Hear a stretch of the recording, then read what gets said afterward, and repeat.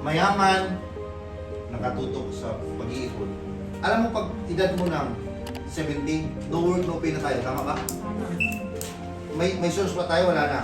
Wala na po, wala tayong labas. Di na rin natin kaya mag-farm. Ako ang magsasabi sa inyo, saan kukunin yung pang-araw-araw mong gastos? Kasi buhay ko tagan eh.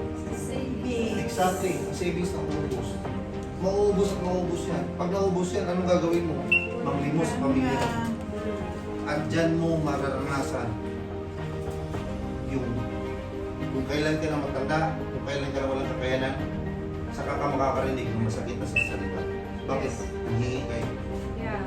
Yun yung dapat yung paghandaan. Kung hindi ka pa nakapag-like, share, comment, follow, and subscribe, please gawin mo na ngayon para updated ka sa upcoming video ng Super Mario. Let's go!